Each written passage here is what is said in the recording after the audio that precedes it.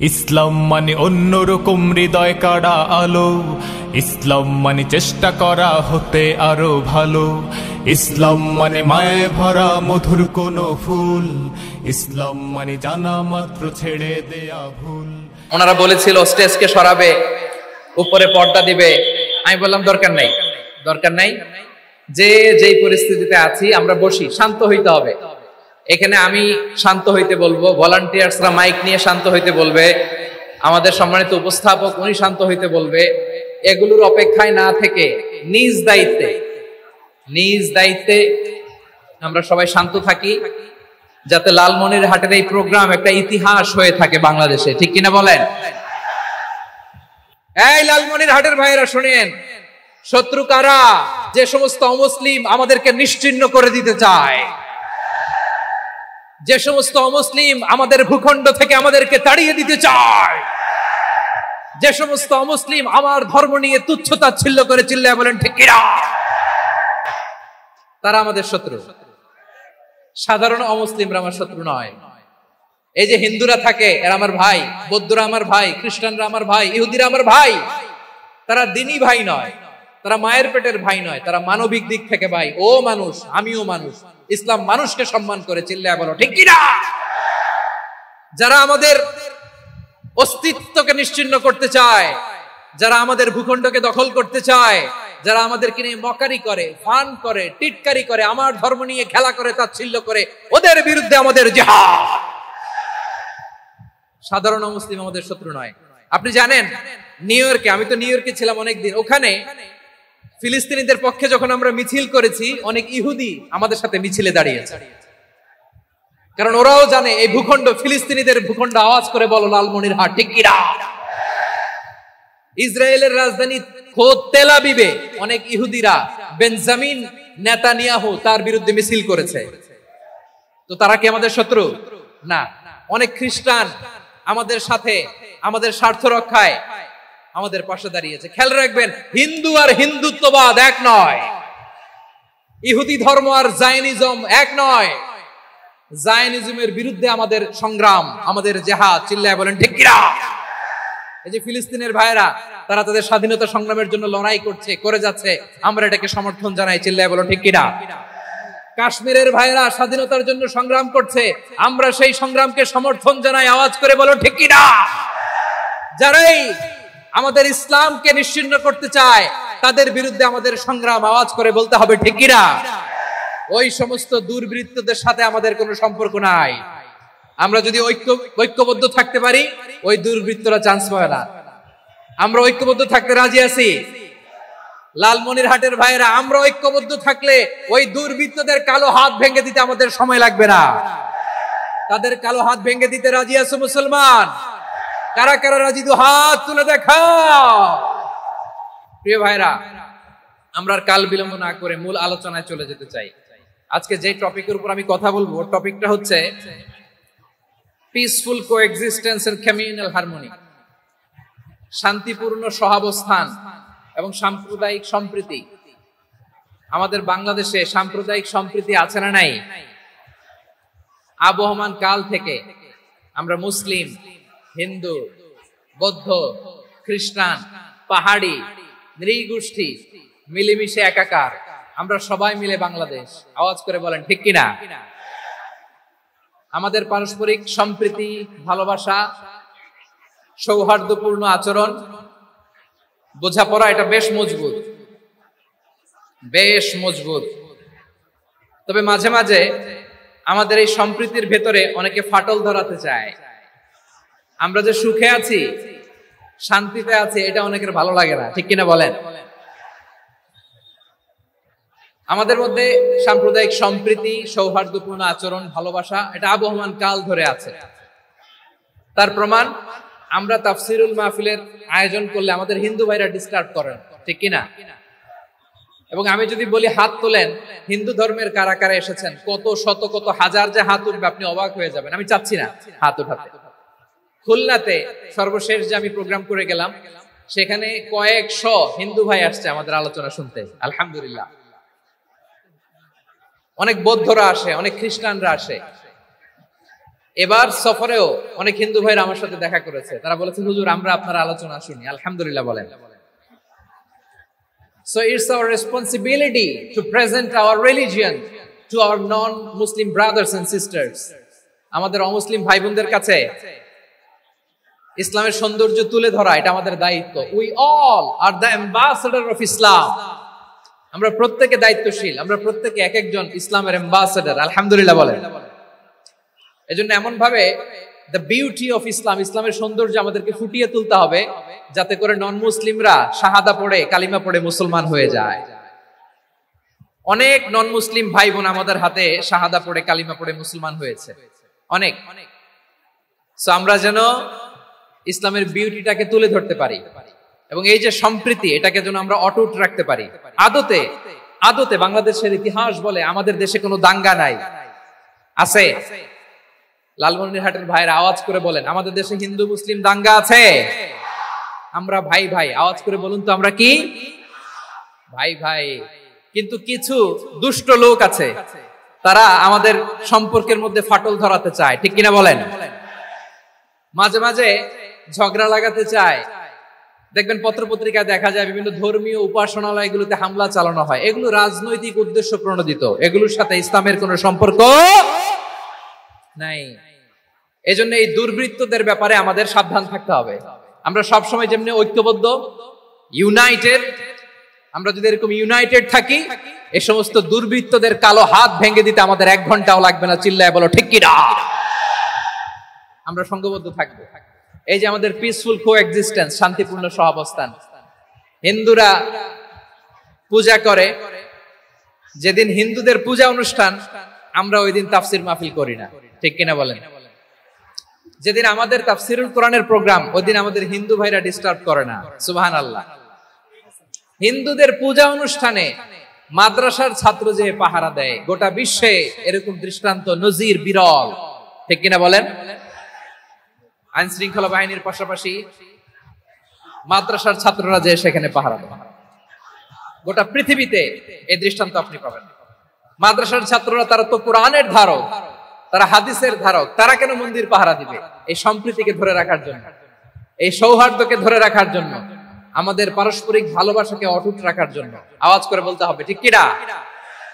এখন বলেন আমাদের এই ভালোবাসা অটুট থাক আমরা চাই কি চাই না? আমরা হিন্দু মুসলিম মিলেমিশে শান্তিপূর্ণ সহাবস্থান, সাম্প্রদায়িক সম্প্রীতি। লালমনিরহাটের ভাইয়ের আওয়াজ করে বলুন এই সাম্প্রদায়িক সম্প্রীতি আমরা চাই কি চাই না?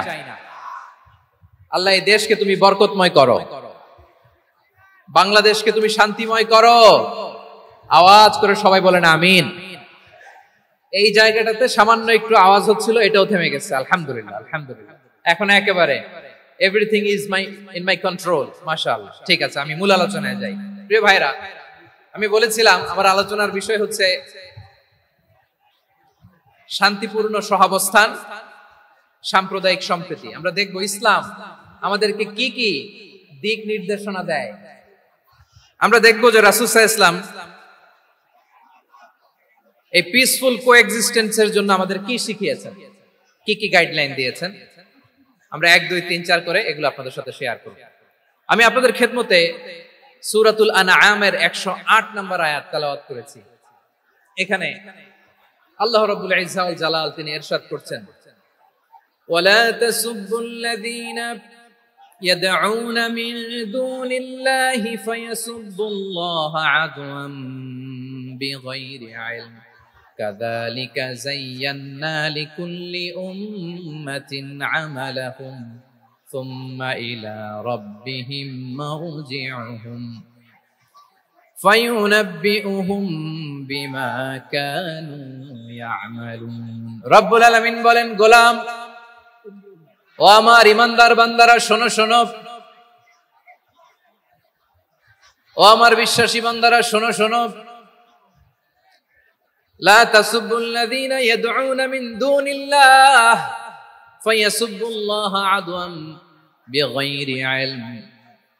ও আমার বিশ্বাসী বান্দারা, যারা আল্লাহকে ব্যতি রেখে আল্লাহকে বাদ দিয়ে অন্য উপাস্যকে ডাকে, দেবীর পূজা করে, দেবতাদের পূজা করে, তোমরা খবরদার তাদের গালি দিও না। আওয়াজ করে বলেন, কি দিও না? আল্লাহ বলেন, ও বিশ্বাসীরা শোনো, যারা আল্লাহকে বেছে রেখে দেব দেবীর পূজা করে, অন্য উপাস্যের পূজা করে, তাদেরকে ডাকে, ওই দেবতাদেরকে তোমরা গালি দিও না। যদি ওই দেবতাদেরকে গালি দাও তাহলে ভুলবশত, শত্রুতাবশত তারা তোমাদের রব আল্লাহকে গালি দেবে, ঠিক কিনা? তোমরা যদি তাদের দেবতাদের গালি দাও, ওরা রেগে তোমার আল্লাহরে গালি দিবে, তাহলে আল্লাহরে গালি খাওয়ানোর কারণ হয়ে গেলাম আমি। রব্বুল আলামিন বলেন, খবরদার বিশ্বাসীরা, আল্লাহ ছাড়া যারা অন্যান্য উপাস্যদেরকে ডাকে, দেবতাদেরকে ডাকে, তাদেরকে তোমরা গালি দিও না। ওই সমস্ত দেবতাদেরকে যদি তোমরা গালি দাও তাহলে তারা আল্লাহকে গালি দিবে, ঠিক কিনা বলেন? আমরা দেবতাদের গালি দিলে ওরা আল্লাহকে গালি দিবে। রব্বুল আলামিন বলেন, খবরদার দেবতাদেরকে গালি দিও না, তাহলে ওরা তোমার রব আল্লাহরে গালি দেবে। প্রতিটি জাতির জন্য তাদের কাজকে আমি আল্লাহ সুশোভিত করে রেখেছি, তারা সবাই একদিন আমার কাছেই ফিরে আসবে। এরপর আমি রব্বুল আলামিন তাদের আমলনামা তাদেরকে জানিয়ে দেব। সুবহানাল্লাহ পড়ে। প্রিয় ভাইরা, আল্লাহ তাআলা বলেছেন, খবরদার গালি দিও না। আদেশটা কার? আওয়াজ করে বলেন তো। হিন্দুদের দেবতা দেবদেবীদেরকে গালি দেওয়া যাবে না। আওয়াজ করে বলুন প্রিয় ভাইরা, এই আদেশটা কার? এই আপনাদের গলার আওয়াজ। অন্য ধর্মের দেবতাদেরকে যে গালি দেওয়া যাবে না, এই আদেশটা কার? আরো জোরে বলুন, কার? গালি দিবেন কোন দেবতাকে? দিবেন? যদি দেন তাহলে ওরা আল্লাহরে গালি দিবে, তাহলে আল্লাহরে গালি খাওয়াইলো কে? আপনি, ঠিক কিনা বলেন? আমি আল্লাহকে গালি খাওয়ানোর কারণ হলাম, কারণ আমি যদি গালি না দিতাম ওরা আমার রবকে গালি দিত না। আওয়াজ করে বলেন, ঠিক কিনা? তাহলে প্রিয় ভাইয়েরা, ইসলাম আমাদেরকে শিখায়, সূরাতুল আনআমের 108 নম্বর আয়াত থেকে আমরা বুঝলাম, কোন ধর্মকে ছোট করা যাবে না। অন্য ধর্মকে ছোট করা মানে ইসলামকে ছোট করা। অন্য ধর্মের দেবতাকে গালি দেওয়া মানে আল্লাহকে গালি খাওয়ানো। আওয়াজ করে বলেন, ঠিক কিনা? খবরদার, এটা করা যাবে না। আর অন্য ধর্মের দেবতাকে যদি আপনি গালি দেন, ওরা ইসলাম থেকে দূরে সরে যাবে। যাও ইসলামের প্রতি আকৃষ্ট হয়েছিল আর কোনোদিন ইসলামের ধারে কাছে আসবে না। আওয়াজ করে বলেন, ঠিক কিনা? এজন্য কখনো কোনোদিন অন্য ধর্মের দেবতাদেরকে গালি দেওয়া যাবে না। অন্য ধর্মের কোন দেবতাদেরকে আমরা গালি দিব না, গালি দিব না, বরং ইসলামের beauty, the beauty of Islam, ইসলামের সৌন্দর্যকে আমরা তুলে ধরব। আমরা যদি বিশ্বনবী সাল্লাল্লাহু আলাইহি ওয়াসাল্লামের জীবনের দিকে তাকাই, তাহলে আমি দেখব বিষ্ণু ইসলাম মক্কাতে কিংবা মদিনাতে অন্য ধর্মের লোকদের সাথে খুব পিসফুলি লাইফ লিড করেছেন। হোক মুশরিক, হোক খ্রিস্টান, হোক ইহুদি, বিশ্বনবী সবার সাথে মিলেমিশে ছিলেন। আলহামদুলিল্লাহ বলেন। ইসলাম হচ্ছে পিসফুল রিলিজিয়ান। অন্য ধর্মের প্রতি সহনশীলতার সবক ইসলাম আমাদেরকে দেয়। কিন্তু প্রতিটি মুসলিমের এটা মনে রাখতে হবে, আল্লাহর কাছে পছন্দনীয়, গ্রহণযোগ্য ধর্ম, জীবনাদর্শ একটি, সেটা হচ্ছে ইসলাম। আওয়াজ করে বলেন, সেটা কি?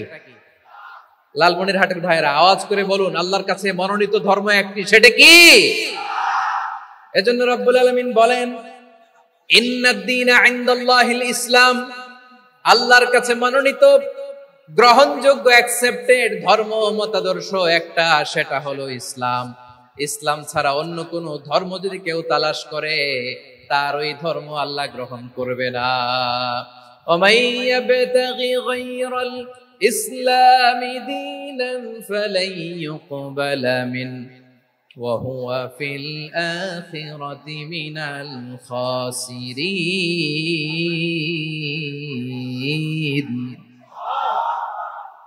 Whoever seek anything except Islam, that won't be accepted from him, and he will be loser in the day of judgment. কিয়ামতের দিন ইসলাম ছাড়া কেউ যদি অন্য কোনো ধর্ম তালাশ করেছে দুনিয়াতে, তার এই মতাদর্শ গ্রহণ করা হবে না, and he will be loser, সে হবে লুজার, ক্ষতিগ্রস্ত। হাই হাই কোম্পানির ম্যানেজার, ওর আমও শেষ, সালাও শেষ। আওয়াজ করে বলেন, ঠিক কি না? এজন্য ইসলাম পেয়ে আমরা খুশি না বেজার? প্রত্যেক নামাজ শেষে আমরা আল্লাহরে বলি, আল্লাহ রাদিতু বিল্লাহি রাব্বা ওয়াবিল ইসলামি দীনা ওয়া বিমুহাম্মাদিন নাবিয়ান ওয়া রাসূলা। ও আল্লাহ, তোমারে রব হিসেবে পেয়ে আমরা খুশি। ও আল্লাহ, ইসলামকে ধর্ম হিসেবে পেয়ে আমরা খুশি। বিশ্ব নবীকে আমাদের রাসূল পেয়ে আমরা খুশি। ঠিক কিনা বলে? ইসলাম ছাড়া অন্য কোন ধর্ম আমরা গ্রহণ করব না। ঠিক কিনা বলেন? আল্লাহর কাছে অ্যাকসেপ্টেড রিলিজিয়ন একটা, সেটা ইসলাম। তো বিশ্বনবী সাল্লাল্লাহু আলাইহি ওয়াসাল্লাম মক্কাতে কিংবা মদিনাতে খুব পিসফুলি এক্সিস্ট করেছেন, যে কোনো ধর্মের সাথে মিলেমিশে চলেছেন। তার প্রমাণ আমরা যদি রাসূল সাল্লাল্লাহু আলাইহি ওয়াসাল্লামের বায়োগ্রাফির দিকে তাকাই, তাহলে দেখব তিনি মুশরিকদের সাথে পিস ট্রিটি করেছেন, শান্তি চুক্তি, পিস ট্রিটি, পিস এগ্রিমেন্ট। আপনারা হুদাইবিয়ার সন্ধির নাম শুনেছেন? আমার লালমনিরহাটের কলিজার টুকরা ভাইয়েরা, হুদাইবিয়ার সন্ধির নাম আপনারা শুনেন নাই? ষষ্ঠ হিজরিতে বিষ্ণু ঈসা ইসলাম মুশরিকদের সাথে এই ট্রিটি করেছেন, চুক্তি। কাদের সাথে? মুশরিকদের সাথে।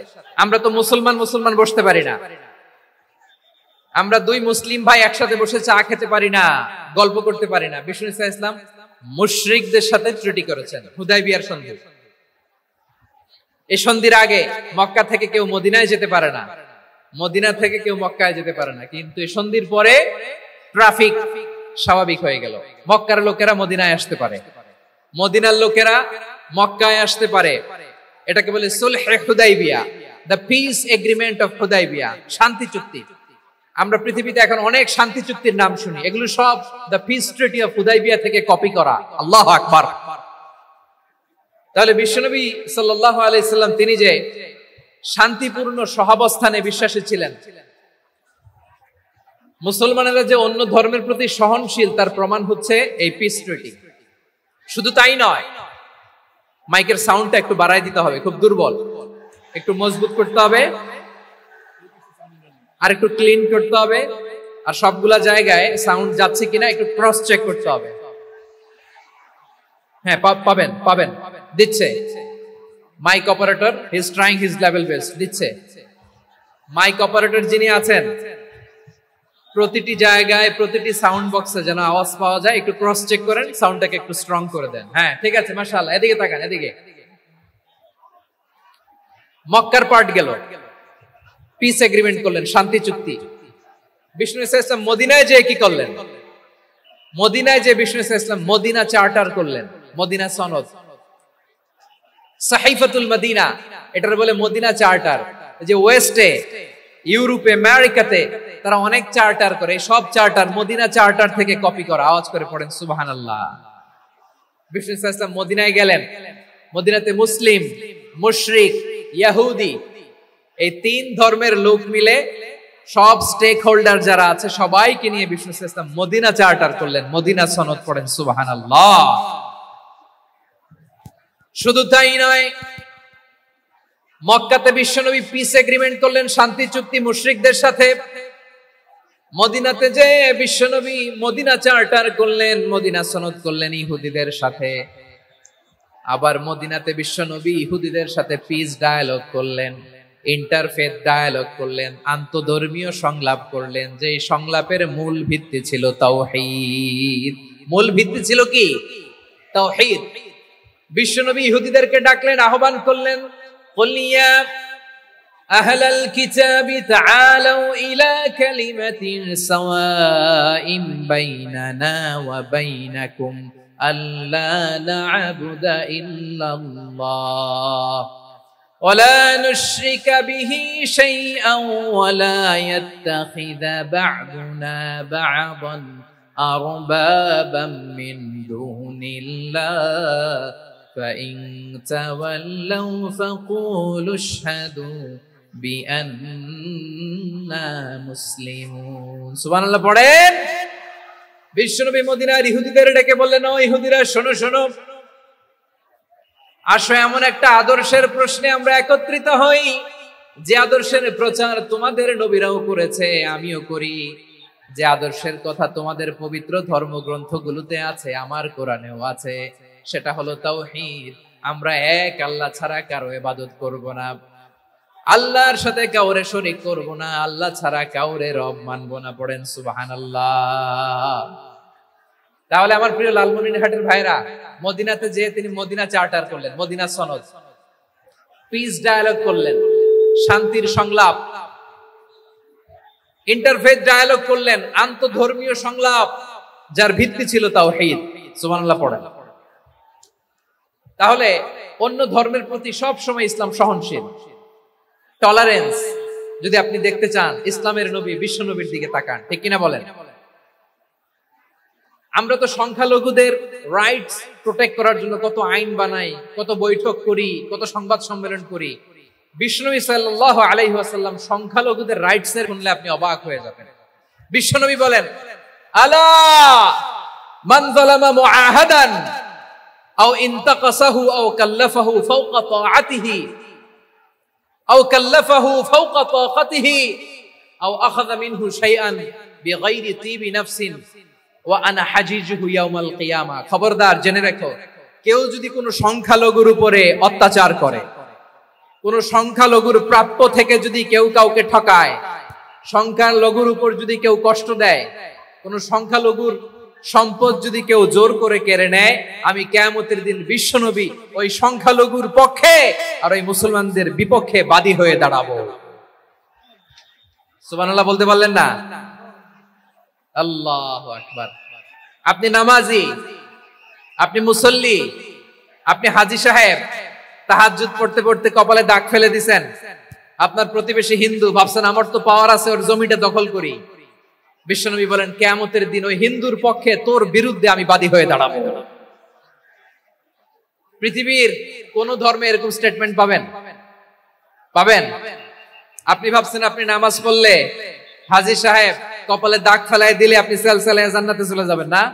খবরদার। বিশ্বনবী বলেন, কোন সংখ্যালঘুর উপর যদি কেউ আক্রমণ করে, তার প্রাপ্য তাকে না দিয়ে যদি তাকে ঠকায়, তার উপর জুলুম করে, তার সম্পদ যদি কেড়ে নেয়, আমি নবী, তুমি মুসলিম হইতে পারো, মুসল্লি হইতে পারো, তার পক্ষে তোমার বিপক্ষে আল্লাহর দরবারে বাদী হয়ে দাঁড়াবে।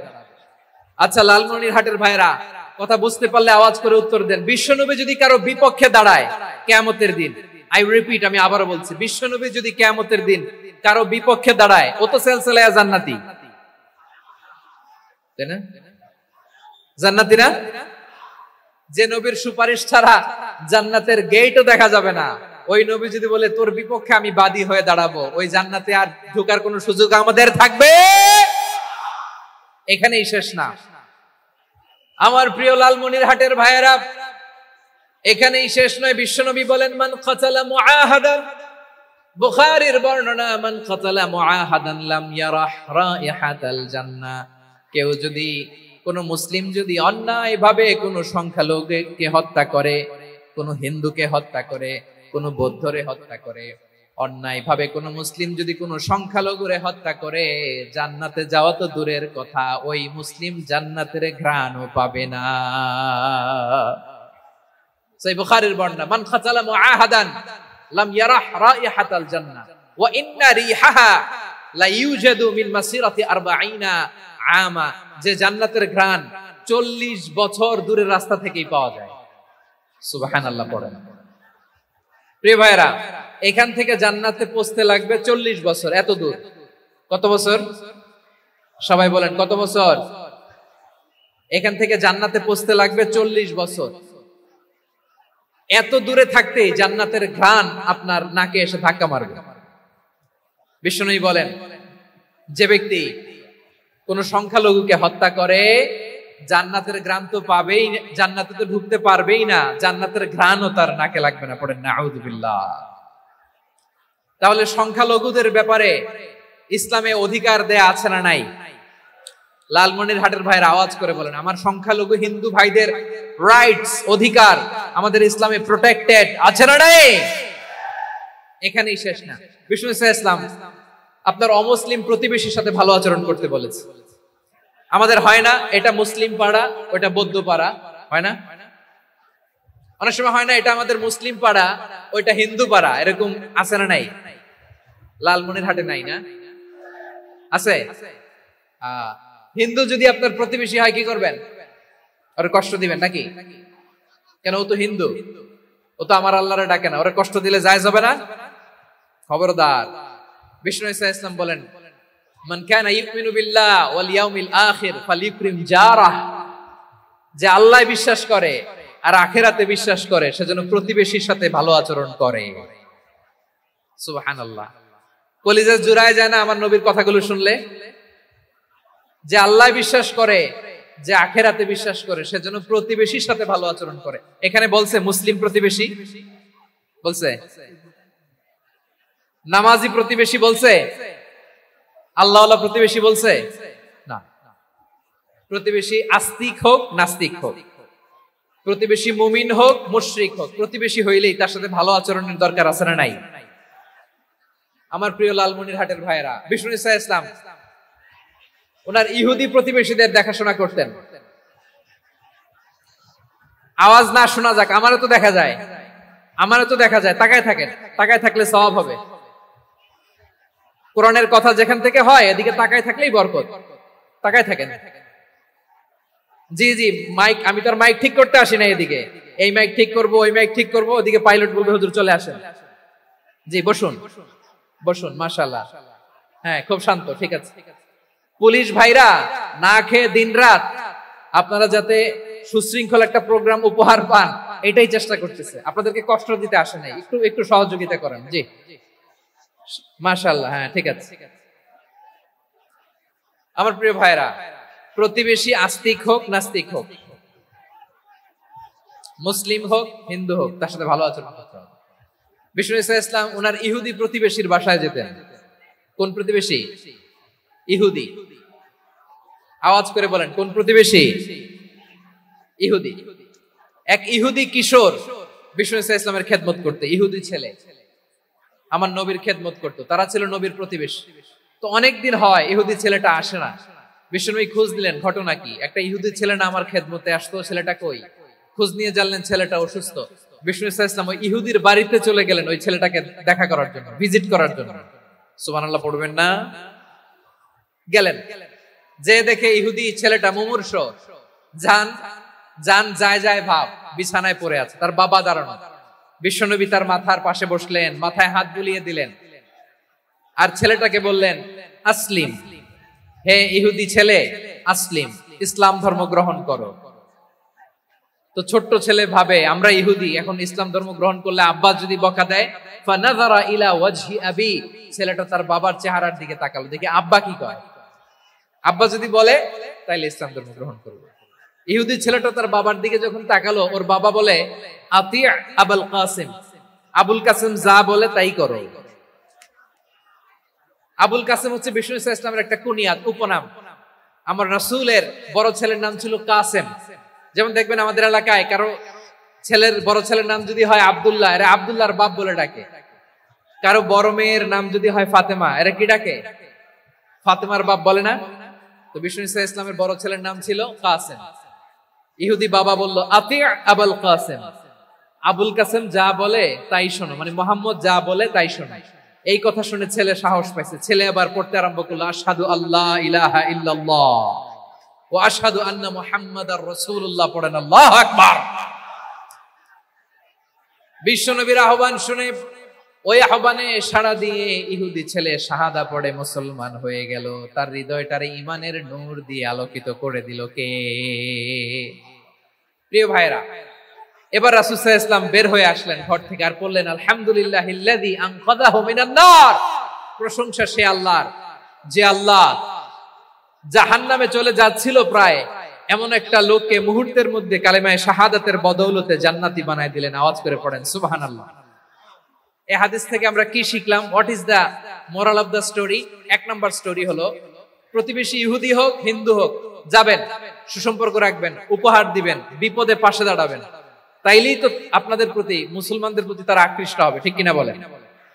আপনি যদি হিন্দুদের সাথে বৌদ্ধদের সাথে নাই মিশেন, নাস্তিকের কাছে নাই যান, তো ইসলামের সৌন্দর্যটা ওরা বুঝবে কেমনে? আমার অনেক হিন্দু পরিচিত ভাই আছে, ওরা আমাদের ইফতারির প্রোগ্রামে এসে একসাথে ইফতারি করে। অনেক মদখোর আমার সাথে বসে একসাথে ডিনার করে, হাফ প্যান্ট পরা, গলায় স্বর্ণের চেইন, হাতে স্বর্ণের ব্রেসলেট, আইসা আমার সাথে ডিনার করছে, আছে এরকম। গাঁজাখোর, আমি বলি আসো, welcome welcome to my dinner, আসো বসো, বসলেই তো আমি ওর ডিএনএ, চিন্তার ডিএনএ চেঞ্জ করে দেওয়ার সুযোগ পাবো। চিল্লায় বলো ঠিক কি না? আসতে হবে আমার কাছে। Our door is open. The door of Islam is open 24/7. সব সময় আমাদের ইসলামের দরজা আমার অমুসলিম ভাইদের জন্য খোলা আছে না নাই? এই হাদিস থেকে দুইটা শিক্ষা। এক নম্বর শিক্ষা, প্রতিবেশী মুসলিম হোক অমুসলিম হোক, যান, অসুস্থ হইলে একটু আপেল নিয়ে যান, আঙ্গুর নিয়ে যান, কমলা নিয়ে যান, তাদের সাথে ভালো আচরণ করেন। ইসলামের বিউটি দেখে, সৌন্দর্য দেখে অবাক হবে। নসিব ভালো হলে কোনোদিন কালিমা পড়ে মুসলমান হয়ে যাবে। ঠিক কিনা বলেন? তাহলে অমুসলিমের সাথে ভালো সম্পর্ক। বিশ্বনবী ইহুদির বাড়িতে গেলেন, ইহুদির বাড়ি, আর আমার মুসলমান ভাই আমার কাফের বলে, এরকম আছে না নাই? মুসলিম মুসলিমরা দেখতে পারে না, সহ্য করতে পারে। বিশ্বনবী সাল্লাল্লাহু আলাইহি ওয়াসাল্লাম ইহুদির বাড়িতে গেলেন, এটা একটা শিক্ষা। আরেকটা শিক্ষা হলো, ভাইরা ধাক্কা মেরে এসে সামনে এসে কি লাভ? প্রোগ্রাম তো শেষ হচ্ছে, এখনই শেষ হচ্ছে। তো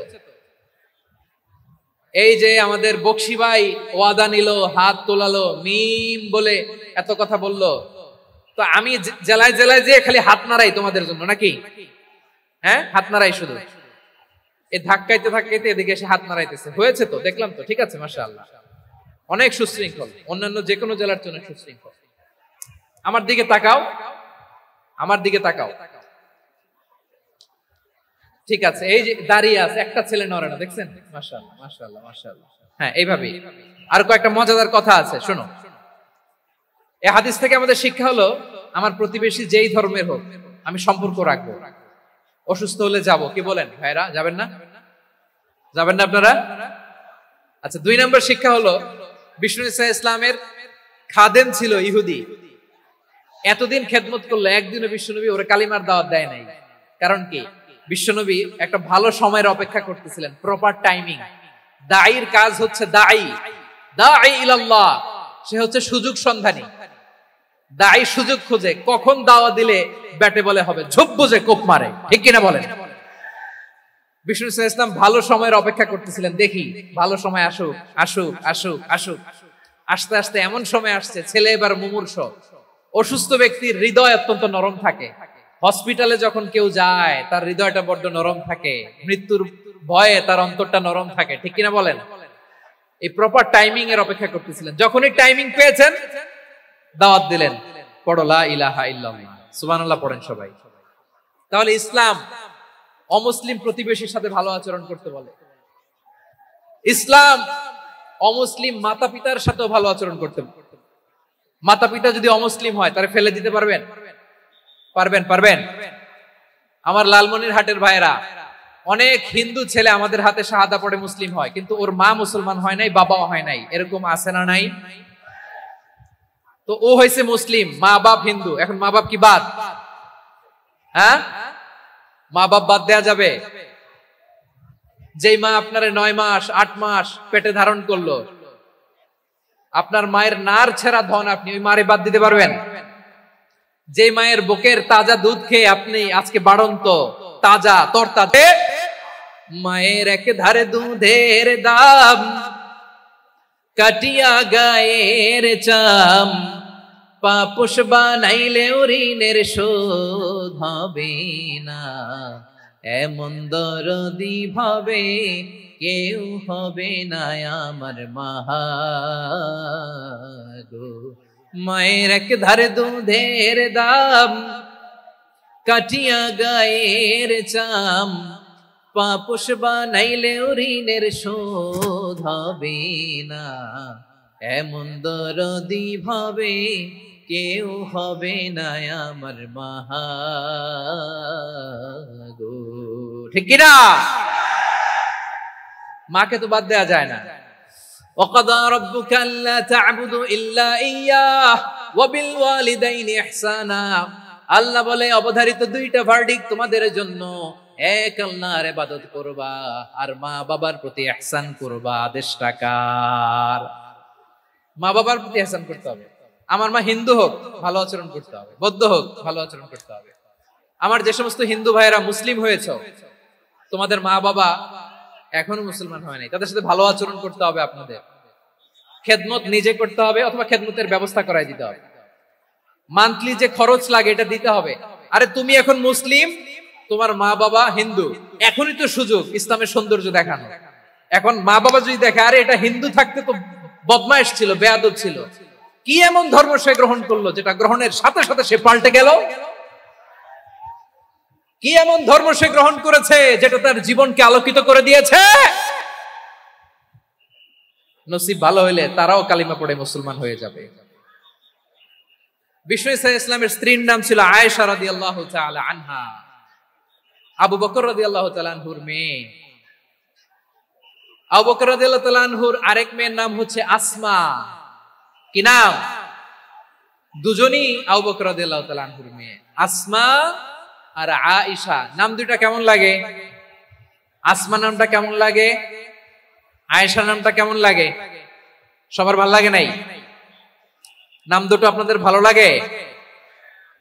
লালমনিরহাটে অনাগত যদি কন্যা সন্তান হয়, যদি মনে চায় আসমা রেখে দিতে পারবেন, যদি মনে চায় আয়েশা রেখে দিয়েন।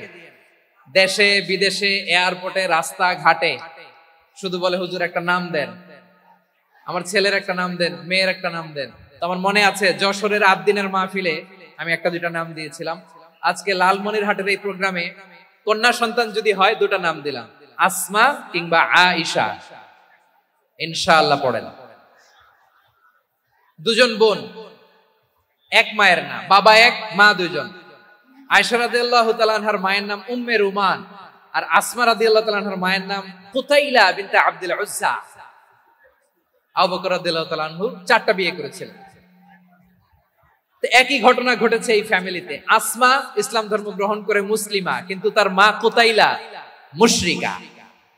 আই রিপিট, বোঝার জন্য আমি আবারও বলি, আসমা রাদিয়াল্লাহু তাআলা আনহা মুসলিমা, আর আসমার মা কুতাইলা, আওয়াজ করে বুঝে থাকলে বলেন, আসমার মা মুশরিকা। তার মানে মেয়ে মুসলিম, মা অমুসলিম। ভেজাল আছে না নাই?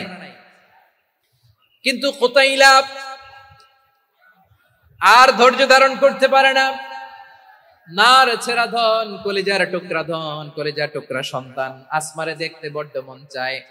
সাইয়েদানা আসমা রাদিয়াল্লাহু তাআলা আনহা মক্কা থেকে হিজরত করে মদিনায় চলে গেলেন হুদাইবিয়ার পর। যখন মক্কা মদিনার ট্রাফিক স্বাভাবিক হলো, মক্কার লোক মদিনায় যায়, মদিনার লোক মক্কায় আসে। কুতাইলা কলিজার টুকরা সন্তান আসমারে দেখার জন্য কিছু উপহার নিয়ে বিশাল মরু পথ পাড়ি দিয়ে মক্কা থেকে মদিনায় যায়। সুবহানাল্লাহ বলেন। এখন মা আসছে মেয়ের সাথে দেখা করতে, মেয়ে তো আর দেখা দেয় না। মেয়ে ভাবছে আমার মা তো মুশরিকা, অপবিত্রা, তার সাথে কি দেখা দেয়া যাবে? বিশ্বনবীর দরবারে চলে গেলেন। সুবহানাল্লাহ বলেন। কি সৌভাগ্যবান ছিল তারা, মাসলা জানার দরকার হলেই নবীর দরবারে চলে যেত। ঘরে বউয়ের সাথে ঝগড়া হলে নবীর দরবারে চলে যেত। অনেক সাহাবী বলে আমার পেটে ক্ষুধা লাগলো আমি নবীর কাছে চলে যেতাম, কারণ নবীর চেহারার দিকে তাকালেই আমার পেটের ক্ষুধা মিটে যেত। সাইয়েদানা আসমা রাদিয়াল্লাহু তাআলা আনহা বিশ্বনবীর কাছে চলে গেলেন, যে বললেন ইয়া রাসূলুল্লাহ ইয়া হাবিবাল্লাহ ইন্না উম্মি কাদিমাতুন ইলাইয়া ওয়া হিয়া রাগিবা। আমার মা মক্কা থেকে অনেক দূর মরুর পথ পাড়ি দিয়ে উপহার সামগ্রী নিয়ে মদিনায় আমার সাথে দেখা করতে এসেছে গো নবী। আমার জানতে বড্ড ইচ্ছে হয় আমি আমার মুশরিকা মায়ের সাথে একটু দেখা করতে পারবো কিনা। আফা আসিলুহা, আগে যেমনি আমি আমার মায়ের সাথে ভালো আচরণ করতাম, যেমনি আমি আমার মায়ের সাথে সদাচরণ করতাম গো নবী, এখন আমি মুসলিমা মা মুশরিকা, এখনো কি আগের মতো সদাচরণ করতে পারবো নাকি? বিশ্বনবী বললেন নাম সিলিহা, হ্যাঁ রে আসমা, অবশ্যই অবশ্যই, আগে ঠিক যেমন তুমি তোমার মায়ের সাথে ভালো আচরণ করতে এখনো তেমনি আগের মতো ভালো আচরণ করবা। আওয়াজ করে পড়েন সুবহানাল্লাহ। কি ইসলাম আমরা পেয়েছি! কত ব্রড মাইন্ডেড আমাদের ইসলাম, কত ওপেন মাইন্ডেড ইসলাম, কত ওপেন আপ করতে পারে, চিন্তা করতে পারেন। বিষ্ণু বললেন হ্যাঁ অবশ্যই, নাম সুলিহা, আগে যেমনি ভালো আচরণ করছো আসমা এখন ওইরকমই করো, পারলে আরো বাড়ায় করো। সুবহানাল্লাহ বলেন। তাহলে আমার যে হিন্দু ভাইয়েরা, হিন্দু বোনেরা, ইমানের বদৌলতে দৌলতে আপনি ধন্য হয়েছেন, আপনার আম্মা আব্বা এখনো মুসলমান হয় নাই, তাদের জন্য দোয়া করেন, তাদের জন্য দোয়া করেন, আল্লাহ যেন তাদেরকেও ইমানের দৌলত দান করে। আমরা সবাই পড়ি আমিন। আরো জোরে পড়েন আমিন। এখন বলেন, ইসলাম কি ন্যারো মাইন্ডেড রিলিজিয়ান না ব্রড মাইন্ডেড? লালমনিরহাটের যুবক ভাইরা আওয়াজ করো, ইসলাম কি ন্যারো মাইন্ডেড না ব্রড মাইন্ডেড? কতটা ব্রড মাইন্ডেড দেখেন। বিশ্বনবী সাল্লাল্লাহু আলাইহি সাল্লাম অমুসলিমরা যদি নবীকে উপহার দিত, ওই উপহারও বিশ্বনবী গ্রহণ করতেন। সুবহানাল্লাহ পড়েন। আপনার অমুসলিম বন্ধু যদি উপহার দেয়, সেটাও আপনি নিতে পারবেন, যেটা নেওয়া যায়। কিন্তু আপনার বন্ধু যদি আপনার মদের বোতল দেয়, নিতে পারবেন? হ্যাঁ, মদের বোতল দিলে পারবেন না। আপনার বন্ধু যদি আপনার পর্ক দেয়, পর্ক, শুকরের গোশত মিশ্রিত কোনো খাবার, ওটা নিতে পারবেন না। হালাল যে কোনো জিনিস নিতে পারবেন। বিশ্বনবী সাল্লাল্লাহু আলাইহি ওয়াসাল্লাম অমুসলিমদের দেয়া হাদিয়া গ্রহণ করতেন। কেমন নবী ছিলেন? আমার নবীরে চিনে নেন, আমার নবীর অ্যাটিটিউড জেনে নেন। বিশ্বনবী সাল্লাল্লাহু আলাইহি ওয়াসাল্লাম যখন কোন জনপদে যেতেন, 3টা অপশন নিয়ে যেতেন। প্রিয় ভাইয়ের আওয়াজ করে বলতে হবে, কোন জনপদে গেলে আমার নবীর অপশন থাকতো কয়টা? আমার মতো 3 আঙ্গুল উঁচু করে দেখান আর বলুন, আমার নবী কোন জনপদে গেলে কয়টা অপশন নিয়ে যেতেন? 1 নম্বর অপশন, আসলিম তাসলাম। নতুন এলাকায় গেলে বলতেন আসলিম তাসলাম, ইসলাম ধর্ম গ্রহণ করো, শান্তিতে থাকবা, আমার ভাই হয়ে যাবো, আমরা ভাই ভাই। ইসলাম মানো, আমরা ভাই ভাই। অপশন নাম্বার কত? 1। যদি বলে না ইসলাম মানবো না, ওকে, অপশন নাম্বার 2, মুসলিম হওয়ার দরকার নাই, লা ইকরাহা ফিদ্দিন, ইসলামে কোনো বাড়াবাড়ি নাই। খ্রিস্টান আছো থাকো, বৌদ্ধ আছো থাকো, ইহুদি থাকতে চাও থাকো, কিন্তু আমরা যেহেতু রিজিওনাল সুপার পাওয়ার, আমাদের আন্ডারে থাকো, ট্যাক্স দিয়া থাকো, এটার বলে জিজিয়া। আলেম যারা আছেন বুঝবেন, এটার আরবিতে কি বলে? জিজিয়া। You pay us the tax, we will give you the security. তোমরা ট্যাক্স দিবা, আমরা সিকিউরিটি দিব, আমাদের আওতায় থাকবা, কেউ তোমাদেরকে আক্রমণ করতে পারবে না, আমরা নিরাপত্তা দিব। সুবহানাল্লাহ বলেন। এটা অপশন নাম্বার কত? আচ্ছা, বুঝে থাকলে বলেন, 1 নাম্বার অপশন কি ছিল? ইসলাম। ইসলাম মানো, শান্তিতে থাকবা, ভাই ভাই, আমরা ভাই ভাই। অপশন নাম্বার 2, ট্যাক্স দাও, আমরা নিরাপত্তা দিব, মুসলিম হওয়া লাগবে না। এখন 1 নাম্বারও মানে না, 2 নাম্বারও মানে না, মুসলিম হবে না, ভালো, খ্রিস্টান থাকো, ট্যাক্স দাও, আমরা সিকিউরিটি দিব না, এটাও মানি না। বিষ্ণু বলেন, তাহলে তলোয়ার আমাদের আর তোমাদের মাঝে ফয়সালা করবে।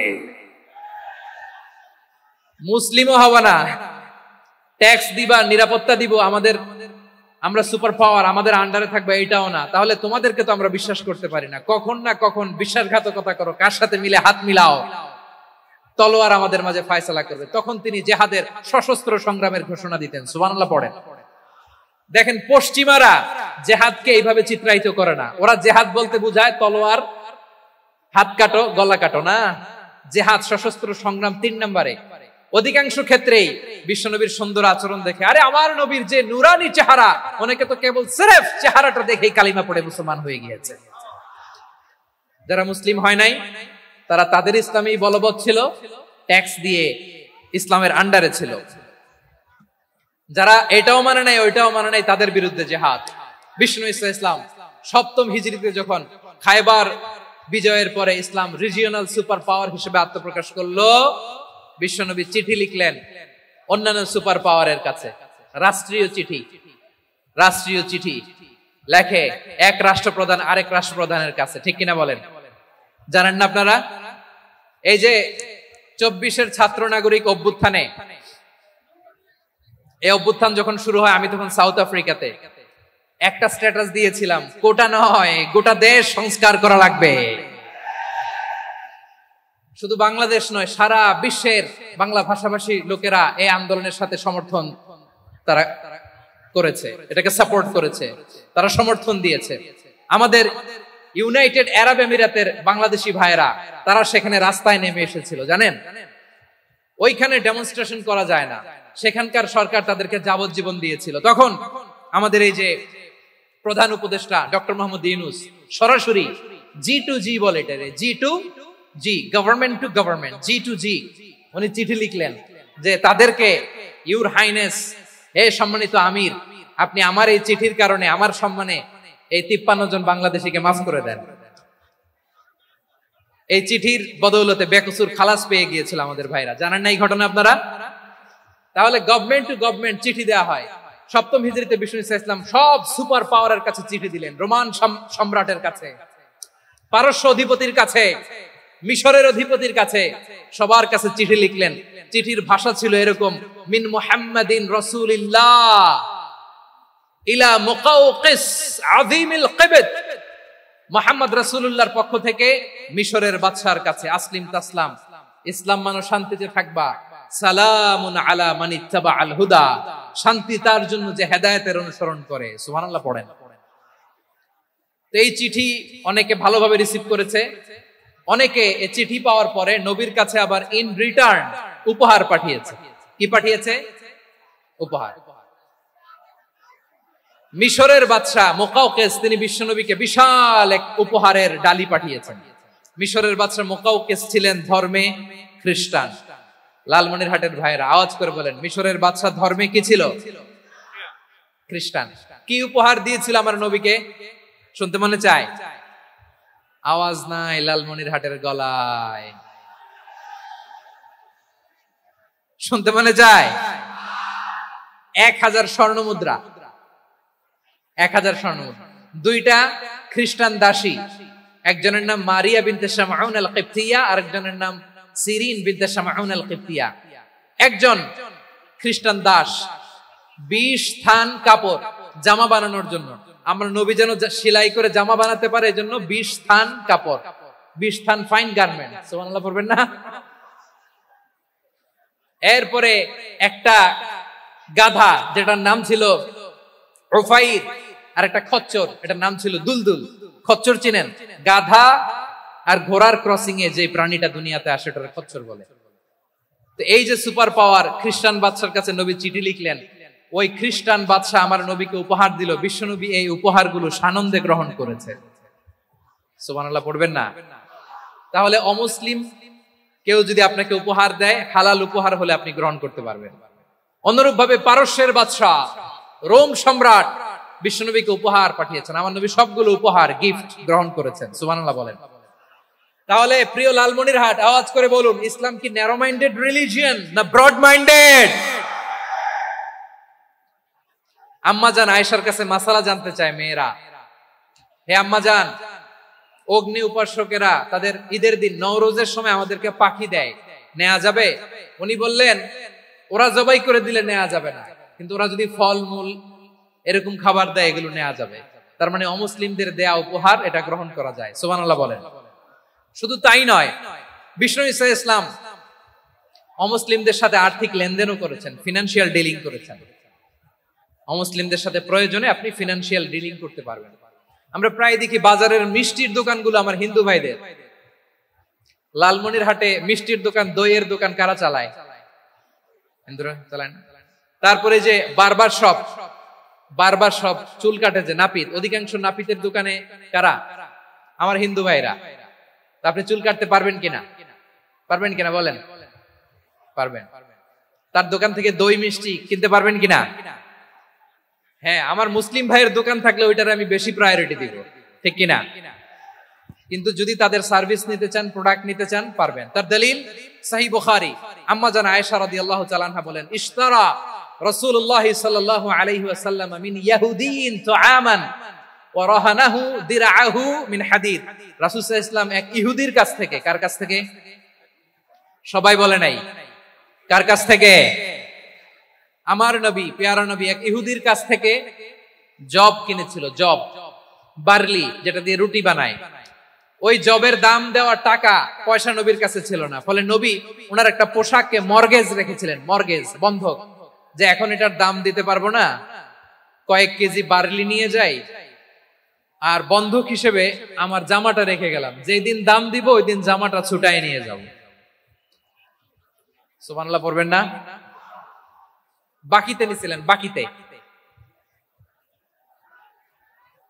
দিরআহু মিন হাদিদ, লোহার তৈরি বর্ম, মানে যুদ্ধের পোশাক, লোহা দিয়ে বানানো। বিষ্ণুনবী বললেন, কয়েক কেজি জব দাও, টাকাটা পরে দিব, এখন টাকা নাই, বন্ধক হিসেবে, মর্গেজ হিসেবে আমার জামা রেখে গেলাম, যখন টাকা দিব জামা ছুটায় নিব। আওয়াজ করে বলতে হবে সুবহানাল্লাহ। এ থেকে বোঝা গেল অমুসলিমদের সাথে ফিনান্সিয়াল ডিলিং করা যায়, অর্থনৈতিক লেনদেন করা যায়, কেনাবেচা করা যায়, প্রোডাক্ট কেনা যায়। এমনকি আমাদের মসজিদে নববীতে বারান্দায় আপনারা একটা অটোমেটিক ফ্লাইং আমব্রেলা দেখছেন? সূর্য যখন বাড়ে মসজিদে নববীর বারান্দায় ইয়ার্ডের মধ্যে অটোমেটিক্যালি কিছু আমব্রেলা আছে, শাঁ করে খুলে যায়, আর সূর্যের তাপ লাগে না। আবার সন্ধ্যাবেলায় এই আমব্রেলা গুলো ওরা ক্লোজ করে ফেলে, দেখেন নাই না? দেখছেন? এই মসজিদে নববীকে সর্বোচ্চ উন্নত মানের কনস্ট্রাকশন ইনফ্রাস্ট্রাকচারে ডেভেলপ করার জন্য কর্তৃপক্ষ কিছু অমুসলিম ইঞ্জিনিয়ারের, ডিজাইনারের সহায়তা নিয়েছিল। সুবহানাল্লাহ বলেন। কোন দলিলের ভিত্তিতে? এই দলিলের ভিত্তিতে যে বিষ্ণু ঈসা ইসলাম অমুসলিমদের সাথেও লেনদেন করেছেন। আওয়াজ করে বলতে হবে আল্লাহু আকবার। শুধু তাই নয়, ইন কেস অফ ইমার্জেন্সি, প্রয়োজনে ইসলামের খাতিরে ইসলামকে সামনের দিকে এগিয়ে নিয়ে যাওয়ার জন্য অমুসলিমদের সাপোর্ট নেওয়া জায়েজ আছে। সুবহানাল্লাহ বলেন। অমুসলিমদের সাপোর্ট নেয়া, তাদের থেকে অর্থ নেয়া, পলিটিক্যাল সাপোর্ট, পলিটিক্যাল অ্যাসাইলাম নেওয়া জায়েজ আছে। আমাদের অনেক বিশ্ববরেণ্য দায়ীরা আমেরিকায় অস্থায়ীভাবে অ্যাসাইলাম নিয়ে থাকে, নিজের দেশে গেলে ফাঁসিতে ঝুলাই দিবে। যুগ যুগ ধরে দায়ীদের উপরে এরকম অত্যাচার আর নির্যাতন আছে না নাই? মিশরের অনেক দায়ীরা পাশ্চাত্যে যেয়ে থাকে, এই যে তারা পলিটিক্যাল অ্যাসাইলাম নিয়ে থাকে, রাজনৈতিক আশ্রয়, এটা জায়েজ আছে না? এটা যে জায়েজ আছে তার প্রমাণ স্বয়ং বিশ্বনবী সাল্লাল্লাহু আলাইহি ওয়াসাল্লাম পলিটিক্যাল সাপোর্ট নিয়েছিলেন অমুসলিমদের কাছ থেকে। সুবহানাল্লাহ বলেন। খুব মজাদার একটা ঘটনা শুনবেন, আপনাদের আগ্রহ দেখে তো মনে হয় না শোনার ইচ্ছা আছে। আছে আছে, গলায় জোর আছে। লিল্লাহি তাকবীর, লিল্লাহি তাকবীর, নারে তাকবীর। মাশাআল্লাহ।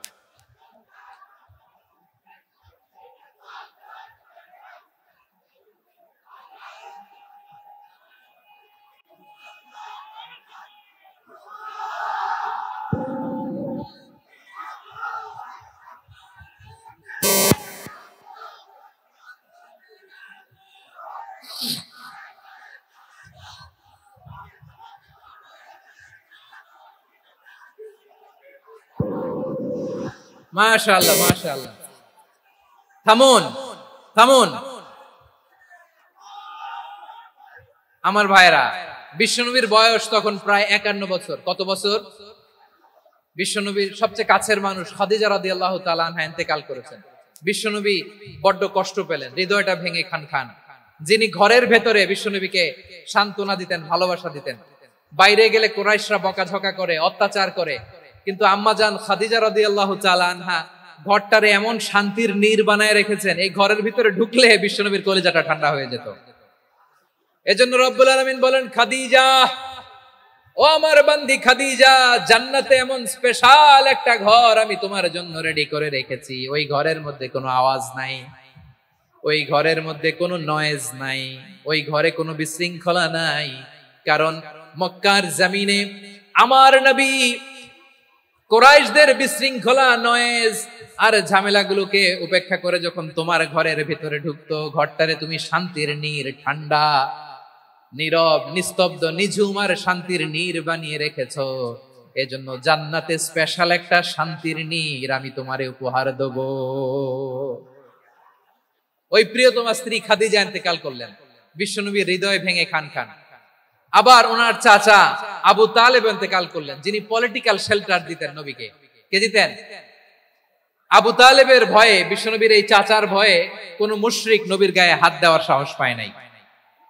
এখন স্ত্রীও নাই, চাচাও নাই, নবীকে আশ্রয় দেওয়ার কেউ নাই। নবীর চারদিকে অন্ধকার, নবী এখন কই যাবেন? আমার পেয়ারা নবী নতুন স্টেশন খুঁজতেছেন, নতুন দাওয়াতি প্ল্যাটফর্ম খুঁজতেছেন। তিনি যায়েদ বিন হারেসা রাদিয়াল্লাহু তাআলা আনহুকে নিয়ে মক্কার পাশের একটা নেইবরিং সিটি তায়েফে চলে গেলেন। কোথায় চলে গেলেন? লালমনিরহাটের ভাইয়ের আওয়াজ করে বলেন, কোথায় গেলেন?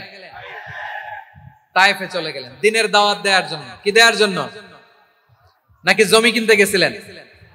জমি কিনতে, দুনিয়ার যশ খ্যাতির জন্য, নিজের কোনো লাভের জন্য?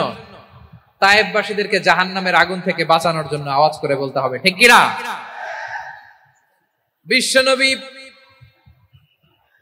বিশাল মরুপথ, পাহাড়ি পথ পাড়ি দিয়ে তায়েফের মরুজমিনে গেলেন কোরআনের দাওয়াত নিয়ে, ইমানের দাওয়াত নিয়ে। কিন্তু তায়েফের লোকেরা বিশ্বনবীর দাওয়াতকে শুধু প্রত্যাখ্যান করেই থামে নাই, তারা বিশ্বনবীর সাথে অত্যন্ত খারাপ আচরণ করেছে। বিশ্বনবীকে শারীরিকভাবে হেনস্থা করেছে, আমার নবীকে শারীরিকভাবে অত্যাচার করেছে, আমার পেয়ারা নবীর গায়ে পাথর মেরেছে, বিশ্বনবীর গা বেয়ে ঝরঝর করে রক্ত ঝরেছে, নবী জামিনের মধ্যে লুটিয়ে পড়েছেন, আবার মেরেছে, আবার নবী হাঁটতে শুরু করলেন, পেছন থেকে আবার মেরেছে, আবার নবী রক্তাক্ত হয়ে জামিনের মধ্যে লুটিয়ে পড়লেন, আবার মেরেছে। বিশ্বনবীর মতো এত সুস্ত্রী মানব, বিশ্বনবীর মতো এত শুভ্র মানব, বিশ্বনবীর মতো এমন চমৎকার দেহাবয়ব দিয়ে রব্বুল আলামিন কাউকে বানান নাই।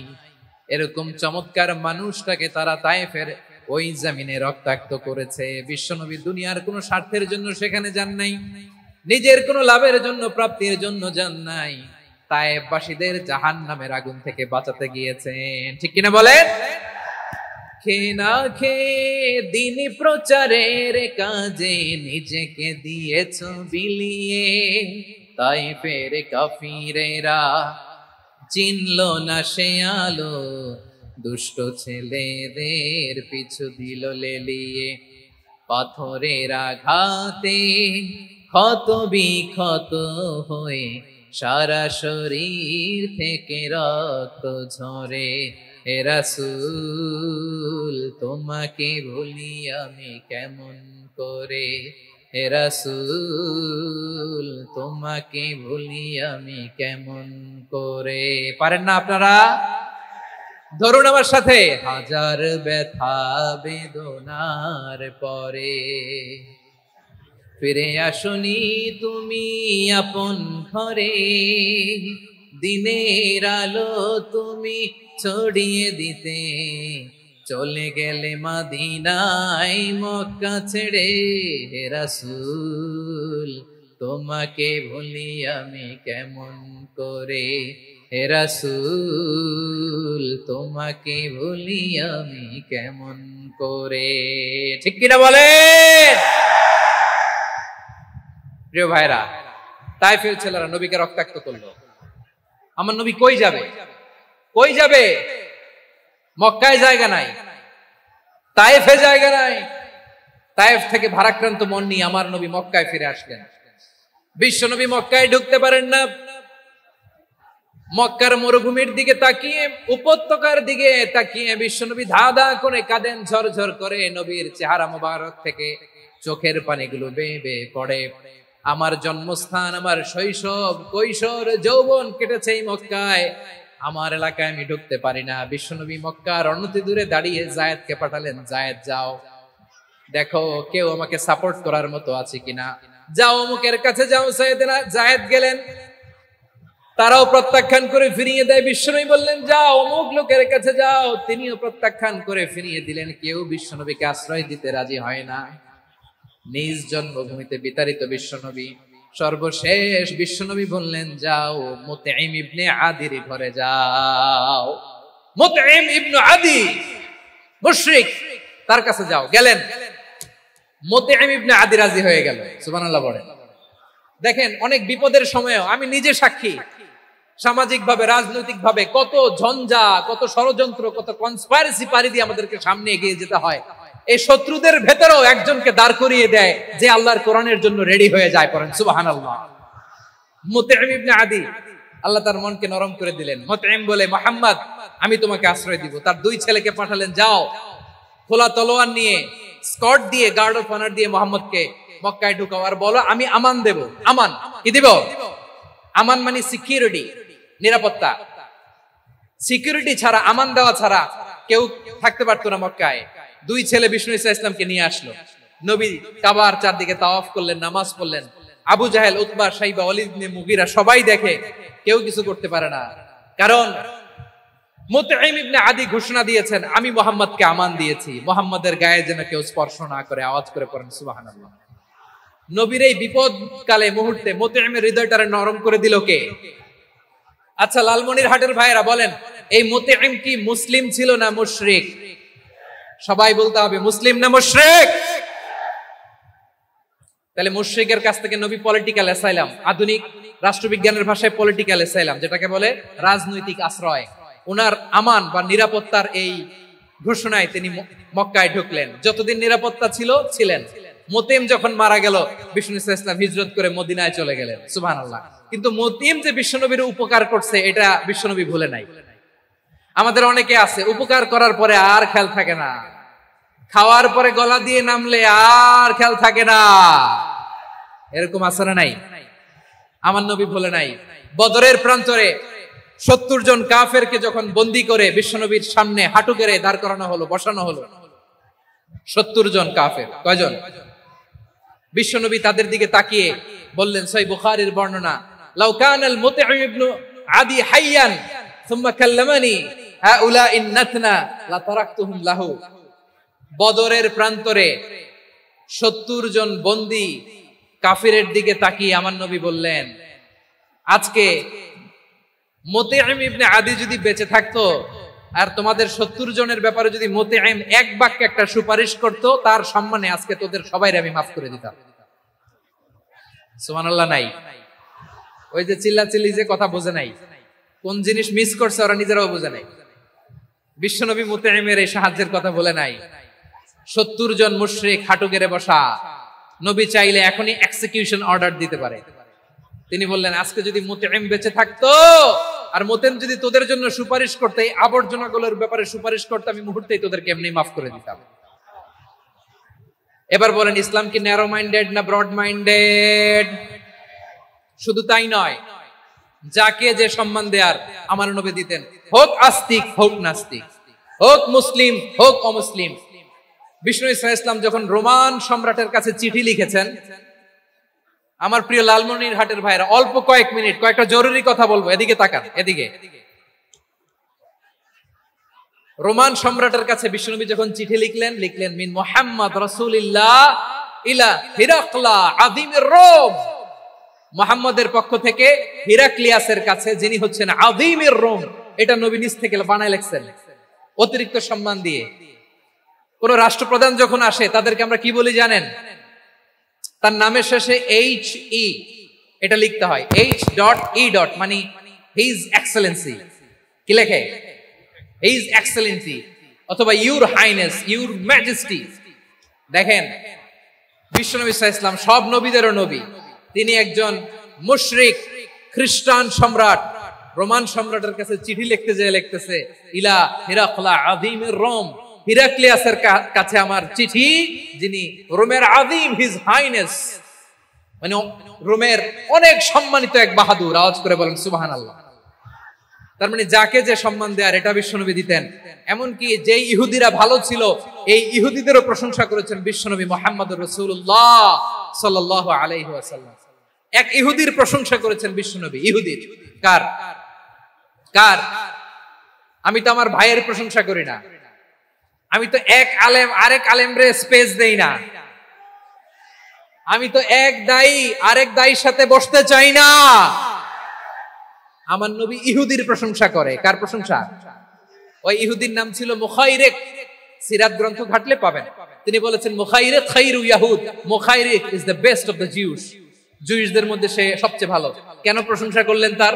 এর কারণ মদিনা চার্টারে কথা ছিল সব ধর্মের মুসলিম, মুশরিক, ইহুদিরা মিলে মদিনাকে রক্ষা করবে। কিন্তু তৃতীয় হিজরিতে যখন উহুদের যুদ্ধ শুরু হলো, সবার কথা ছিল যেই আক্রমণ করে আমরা মদিনাকে বাঁচাবো। কোন শহরকে বাঁচাবো? মদিনাকে।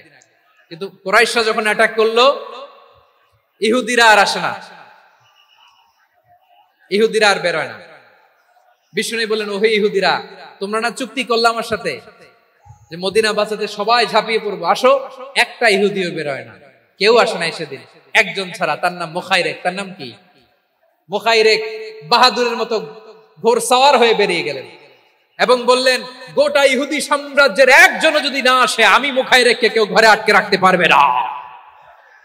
বেরিয়ে আসলেন, এসে বললেন, আমি মুহাম্মদের পক্ষে যুদ্ধ করব। আমি মারা গেলে আমার সম্পদ আমার উত্তরাধিকারীরা পাবে না, আমার সম্পদ তোমরা মুহাম্মদকে দিয়ে দিবা। সুবহানাল্লাহ বলেন। উহুদের ময়দানে 70 জন মুসলমান শহীদ হলো। এই ইহুদি সেও মুসলমানের পক্ষে যুদ্ধ করে নিহত হলো। সুবহানাল্লাহ বলেন। মুসলিমদের লাশ যখন নিয়ে আসা হলো, এই মুখাইরিকের লাশও নিয়ে আসা হলো। মুসলিমদের লাশের পাশে মুখাইরিকের লাশ দেখে বিশ্বনবী মুখাইরিকের প্রতি অনেক খুশি হলেন। আর বিশ্বনবী খুশি হয়ে বললেন, মুখাইরিক খায়রু ইয়াহুদ, মুখাইরিক যদিও তুমি ইহুদি, তারপরেও তুমি সব ইহুদিদের মধ্যে সেরা ইহুদি। পড়েন সুবহানাল্লাহ। আমার নবী ইহুদিকেও সম্মান দিতে কার্পণ্য করে নাই। আওয়াজ করে বলেন আল্লাহু আকবার। প্রিয় ভাইরা, এবার সর্বশেষ আওয়াজ করে বলেন, ইসলাম কি ন্যারো মাইন্ডেড নাকি ব্রড মাইন্ডেড? সবাই বলেন ন্যারো মাইন্ডেড না ব্রড মাইন্ডেড? এজন্য অমুসলিম হইলেই তারা আমাদের শত্রু নয়। শত্রু কারা? এই লালমনিরহাটের ভাইয়েরা শুনেন, শত্রু কারা? যে সমস্ত অমুসলিম আমাদেরকে নিশ্চিহ্ন করে দিতে চায়, যে সমস্ত অমুসলিম আমাদের ভূখণ্ড থেকে আমাদেরকে তাড়িয়ে দিতে চায়, যে সমস্ত অমুসলিম আমার ধর্ম নিয়ে তুচ্ছ-তাচ্ছিল্য করে চিল্লায় বলেন ঠিক কিনা, তারা আমাদের শত্রু। সাধারণ অমুসলিমরা আমার শত্রু নয়। এই যে হিন্দুরা থাকে এরা আমার ভাই, বৌদ্ধরা আমার ভাই, খ্রিস্টানরা আমার ভাই, ইহুদিরা আমার ভাই। তারা দিনই ভাই নয়, তারা মায়ের পেটের ভাই নয়, তারা মানবিক দিক থেকে ভাই। ও মানুষ, আমিও মানুষ। ইসলাম মানুষকে সম্মান করে, চিল্লায় বলো ঠিক কিনা। যারা আমাদের অস্তিত্বকে নিশ্চিহ্ন করতে চায়, যারা আমাদের ভূখণ্ডকে দখল করতে চায়, যারা আমাদেরকে নিয়ে মকারি করে, ফান করে, টিটকারি করে, আমার ধর্ম নিয়ে খেলা করে, তাচ্ছিল্য করে, ওদের বিরুদ্ধে আমাদের জিহাদ। সাধারণ মুসলিম আমাদের শত্রু নয়। আপনি জানেন নিউ ইয়র্কে, আমি তো নিউ ইয়র্কে ছিলাম অনেকদিন, ওখানে ফিলিস্তিনিদের পক্ষে যখন আমরা মিছিল করেছি, অনেক ইহুদি আমাদের সাথে মিছিলে দাঁড়িয়েছে। কারণ ওরাও জানে এই ভূখণ্ড ফিলিস্তিনিদের ভূখণ্ড। আওয়াজ করে বলো লালমনিরহাট ঠিক কিনা। ইসরায়েলের রাজধানী খোদ তেল আবিবে অনেক ইহুদিরা বেঞ্জামিন নেতানিয়াহু তার বিরুদ্ধে মিছিল করেছে। তো তারা কি আমাদের শত্রু? না। অনেক খ্রিস্টান আমাদের সাথে আমাদের স্বার্থ রক্ষায় আমাদের পাশে দাঁড়িয়েছে। খেয়াল রাখবেন, হিন্দু আর হিন্দুত্ববাদ এক নয়, ইহুদি ধর্ম আর জায়নিজম এক নয়। জায়নিজমের বিরুদ্ধে আমাদের সংগ্রাম, আমাদের জিহাদ, চিল্লায় বলেন ঠিক কিনা। এই যে ফিলিস্তিনের ভাইরা, তারা তাদের স্বাধীনতা সংগ্রামের জন্য লড়াই করছে, করে যাচ্ছে, আমরা এটাকে সমর্থন জানাই, চিল্লায় বলো ঠিক কিনা। কাশ্মীরের ভাইরা স্বাধীনতার জন্য সংগ্রাম করছে, আমরা সেই সংগ্রামকে সমর্থন জানাই, আওয়াজ করে বলো ঠিক কিনা। যারাই আমাদের ইসলামকে নিশ্চিহ্ন করতে চায় তাদের বিরুদ্ধে আমাদের সংগ্রাম, আওয়াজ করে বলতে হবে ঠিক কিনা। ওই সমস্ত দুর্বৃত্তদের সাথে আমাদের কোনো সম্পর্ক নাই। আমরা যদি ঐক্যবদ্ধ থাকতে পারি, ওই দুর্বৃত্তরা চান্স পাবে না। আমরা ঐক্যবদ্ধ থাকতে রাজি আছি। লালমনিরহাটের ভাইয়েরা, আমরা ঐক্যবদ্ধ থাকলে ওই দুর্বৃত্তদের কালো হাত ভেঙে দিতে আমাদের সময় লাগবে না। তাদের কালো হাত ভেঙে দিতে রাজি আছো মুসলমান? কারা কারা রাজি? দু হাত তুলে দেখাও।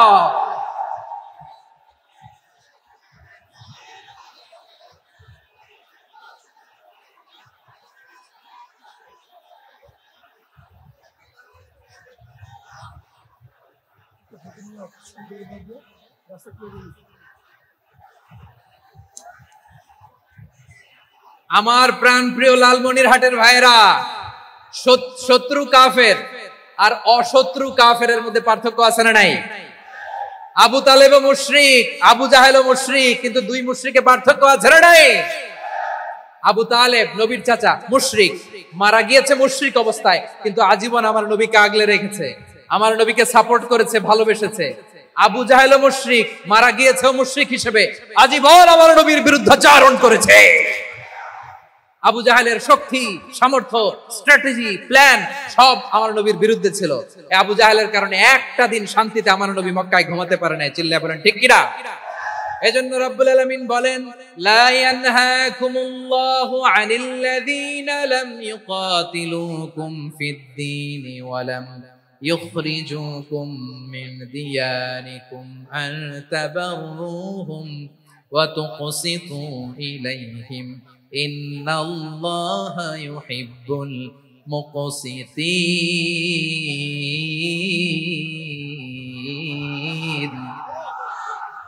আল্লাহ বলে, গোলামেরা শোনো শোনো, যে সমস্ত অমুসলিম তোমাদের সাথে ধর্মযুদ্ধে লিপ্ত হয় না, তোমাদের বিরুদ্ধে যে সমস্ত অমুসলিম অস্ত্র ধরে না, যে সমস্ত মুসলিম তোমাদেরকে তোমাদের জন্মস্থান থেকে ভূখণ্ড থেকে তাড়িয়ে দেয় না, তাদের সাথে ভালো আচরণ করতে আমি আল্লাহ নিষেধ করি নাই।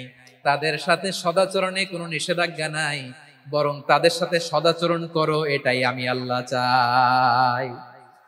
তাহলে আমার যে অমুসলিমরা আমাদের সাথে শত্রুতা করে না, তুচ্ছতাচ্ছিল্য করে না, আমাদের ভূমি থেকে আমাদেরকে উচ্ছেদ করতে চায় না, আমাদের বিরুদ্ধে অস্ত্র ধরে না, ওই অমুসলিম ভাইদের সাথে আমাদের কোনো দ্বন্দ্ব আছে? কোনো বিরোধ আছে? বরং আছে ভালোবাসা। বরং আছে কি? এই ভালোবাসা দিয়ে আমরা বিশ্ব জয় করব। রাজি আছে মুসলমান? আমাদের পুঁজি ভালোবাসা। আমাদের পুঁজি কি? এবার আওয়াজ করে বলেন, আমার এই পুরো আলোচনা থেকে the religious coexistence, peaceful coexistence, শান্তিপূর্ণ সহাবস্থান, communal harmony, এই সাম্প্রদায়িক সম্প্রীতি, এই আলোচনা থেকে কি বুঝলেন? ইসলাম কি ন্যারো মাইন্ডেড না ব্রড মাইন্ডেড? এই ব্রড মাইন্ডেড হৃদয় নিয়ে, ভালোবাসা দিয়ে আমরা বিশ্ব জয় করতে চাই। রাজি আছেন? আল্লাহ কবুল করুক। আমরা সবাই পড়ি আমিন। লালমনিরহাটের জেলা স্টেডিয়ামে আমার প্রিয় মায়েরা, বোনেরা, আপনাদের জন্য একটা হাদিস বলে শেষ করব। বিশ্বনবী বলেন, আমার মায়েরা খেয়াল করে শুনুন, বিশ্বনবী আপনাদের উদ্দেশ্য করে বলেন, আল মারআতু ইযা সাল্লাত খামসাহা ওয়া সামাত শাহরাহা হাফিজাত ফুরুজাহা আতাআত বা'লাহা ফালতাদখুল মিন আইয়ি আবওয়াবিল জান্নাতি শাআত। বিশ্বনবী বলেন, ও রমণীরা, ও নারীরা, যে সমস্ত নারী এই চারটা কাজ করবে, এই চারটা কাজের গ্যারান্টি দিবে, তাদেরকে জান্নাতের 8টা দরজার গ্যারান্টি দেয়া হবে। কি চারটা কাজ? 1 নাম্বার, আল মারআতু ইযা সাল্লাত খামসাহা, যে নারী 5 ওয়াক্ত নামাজ পড়ে। কি করে? জেলা স্টেডিয়ামে অবস্থানরত আমার নারীরা, বোনেরা, বিশ্বনবী আপনাদেরকে 4টা কাজের কথা বলেছেন, খুব বেশি না। 4টা করলে 8 জান্নাতের দরজা সব খোলা। কোনটা দিয়ে যাবেন? যেটা দিয়ে মনে চায়। 1 নাম্বার 5 ওয়াক্ত নামাজ। আমার বোনেরা জোহরের নামাজ পড়তে পড়তে এটা আসরে নিয়ে যায়, আসর পড়তে পড়তে এটা মাগরিবে নিয়ে যায়। এরকম আসরা নাই? লালমনিরহাটে হয়তো নাই। আমার বোনেরা এটা করবেন না। ইন্নাস সালাতা কানাত আলাল মুমিনিনা কিতাবাম মাওকুতা, সময় মতো পড়বেন। সামাত শাহরা, রমাদানের রোজাগুলো রাখবেন। হাফিজাত ফুরুজাহা, যে নারী তার চরিত্রকে হেফাজত করে, তার প্রাইভেট হেফাজত করে, তার লজ্জাস্থান হেফাজত করে। ও মায়েরা, আপনার এই গর্ভ যে কত দামি আপনি জানেন না। আপনার এই গর্ভ থেকে জন্মাবে আগামীর সালাহুদ্দিন আল আইয়ুবী। আপনার গর্ভ থেকেই জন্মাবে ইমাম আল মাহদি আল মুনতাজার। আপনার পেট থেকে জন্মাবে আবু সাইদের মতো বীর সৈনিক। আপনার পেট থেকে জন্মাবে মুগ্ধের মতো বীর মুজাহিদ। আপনি জানেন না কে আসবে আপনার পেট থেকে। সময়টাকে কাজে লাগান, ইসলামকে বুঝেন, মানেন, আমাদের ইসলামিক লেকচারগুলো শুনেন। আমরা যে বার্তাগুলো, ইনস্ট্রাকশনগুলো, দিক নির্দেশনাগুলো আপনাদের খেদমতে রাখি, এগুলো মেনে চলুন। আপনিই পারেন আপনার ঘরটাকে জান্নাতের টুকরা বানাতে। একটা family, it's a very big institution and you are the MD, the managing director of this institution. চিল্লায় বলেন ঠিক কিনা? চাইলেই পারেন ঘরটারে জান্নাতের টুকরা বানাতে। 5 ওয়াক্ত সালাত, রমাদানের রোজা, নিজের চরিত্রের হেফাজত, ও আতাআত বা'লাহা, স্বামীর আনুগত্য। এটাতে অনেকে ভুল করে থাকে। হায় রে আমার বোনেরা, স্বামীর আনুগত্যকে এটা নিজের অপমান মনে করবেন না। আপনার স্বামী আপনার সবচেয়ে বড় গার্ডিয়ান, তিনি আপনার সবচেয়ে ভালো চায়। নারী কখনো গার্ডিয়ানশিপের বাইরে থাকতে পারে না। হয় আপনি বাবার গার্ডিয়ানশিপের ভেতরে, বাপ না থাকলে ভাই আপনার গার্ডিয়ান, ভাই না থাকলে চাচা গার্ডিয়ান, বিয়ের পরে আপনার স্বামী আপনার গার্ডিয়ান। শরিয়া সম্মত স্বামীর আদেশগুলো আপনি মেনে চলবেন, কিন্তু শরিয়া বিরুদ্ধ কোনো আদেশ মানতে আপনি বাধ্য নয়। আওয়াজ করে বলুন সবাই ঠিক কিনা? এই 4টা কাজ যদি কোনো নারী করে, বিশ্বনবী বলেন জান্নাতের 8টা দরজা খোলা। তোমার যেটা দিয়ে মনে চায় সেটা দিয়ে জান্নাতে তুমি এন্ট্রি নিতে পারবা। আমরা এখানে লালমনিরহাটের সোহরাওয়ার্দী ময়দানে আজকে যেমন একত্রিত হতে পারলাম, আল্লাহর জান্নাতেও যেন একত্রিত হতে পারে। আল্লাহ তুমি তৌফিক দান করো।